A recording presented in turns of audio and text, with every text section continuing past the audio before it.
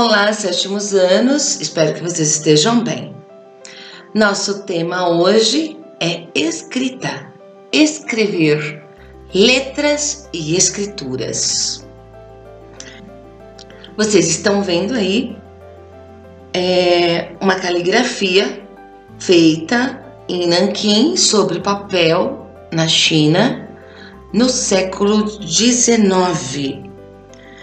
Ora, esse tipo de atividade, ou esse tipo de arte na China é muito considerada e valorizada.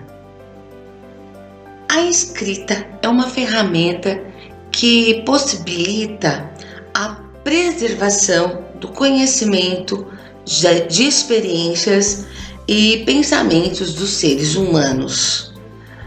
É uma curiosidade, né? Quando nós falamos de pensamentos dos seres humanos.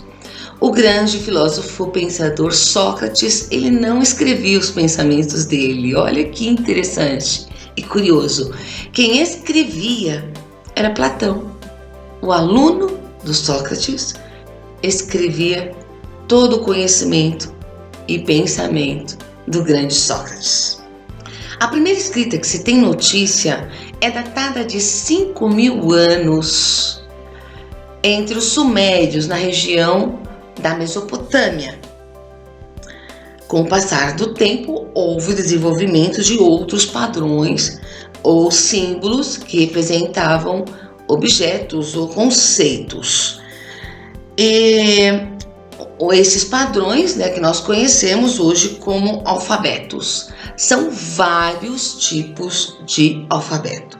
O nosso alfabeto, ele é baseado no alfabeto fenício, do povo fenício, que, por sua vez, deu origem aos alfabetos que nós conhecemos hoje, os alfabetos modernos. O grego, o cirílico e o latino, que é o mais usado no mundo. Existem outros, claro. O arábico e o hebraico.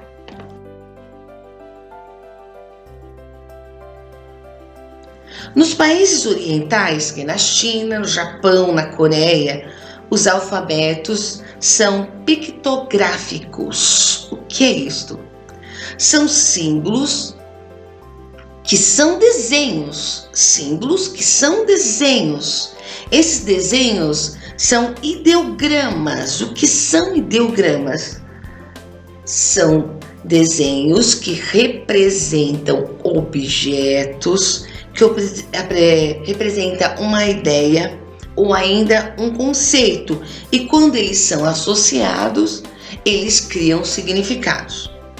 A arte de desenhar letras belas é chamada de caligrafia. Acredito que vocês já tiveram em mãos um caderno de caligrafia, que é treinando a escrever, além de correto, com uma desenvoltura, ou com clareza, com beleza na letra. No Oriente, a forma de escrever pode interferir no sentido das palavras, por isso, todo poeta também é um excelente calígrafo. E as técnicas de escrever essas letras?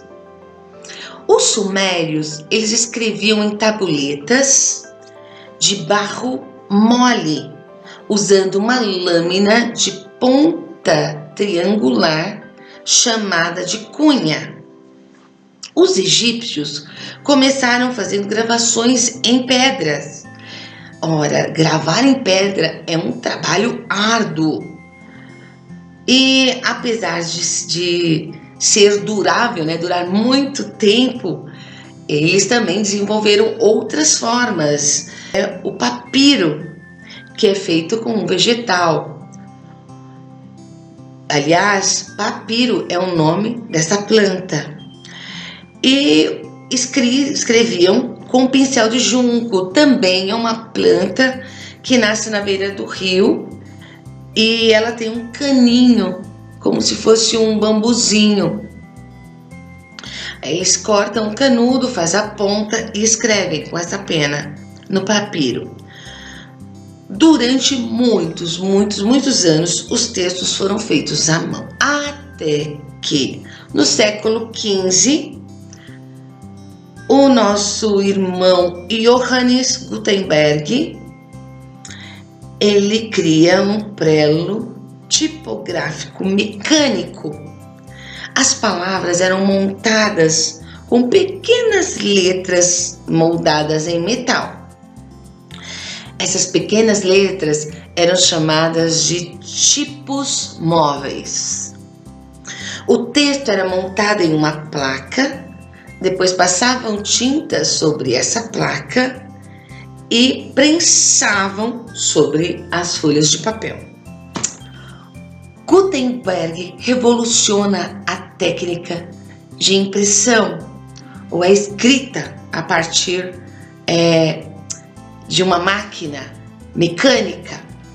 A primeira impressão que ele fez, ou o primeiro livro impresso, é a Bíblia de Gutenberg. Ela foi escrita com estilo de escrita gótica. Foram feitas cerca de 300 exemplares, todos com detalhes minuciosos desenvolvidos pelo Gutenberg. Que prazer, né?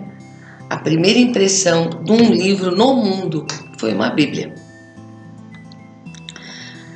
Os tipógrafos da época criaram um tipo de alfabeto a partir das inscrições romanas nos monumentos e a chamaram de romana. Ainda hoje nós usamos várias versões deste tipo de letra. Aliás, existem infinidades de tipos. E com o advento do computador, nós temos ainda maiores tipos de letras. E o grafite? Bem, o grafite ele traz novas possibilidades para a tipografia. Então, os artistas que trabalham e que brincam com o grafite, eles têm uma linguagem muito diferente do que nós conhecemos no nosso computador, né? Ou nas impressões em geral. Então, eles têm uma linguagem cifrada nas paredes. Alguns símbolos têm representações de conceitos e objetos, ou identificam alguém. Eles redesenham as letras, então eles deixam as letras com as formas mais geométricas, ou arredondadas, ou sobrepostas, ou sombreadas, né? Usando o spray. Os materiais de pintura e de escrita também evoluíram e são muito diferentes. Eles possuem muitas variações, por exemplo, pincéis recarregáveis, pontas largas, formatos que facilitam a variação de espessura das letras e novas experiências com desenhos de letras. Agora é o desafio. Agora é a sua vez. Vamos desenhar letras? Vamos? Queridos, por hoje é só. Espero vocês na próxima aula. Uma beijoca e se cuidem.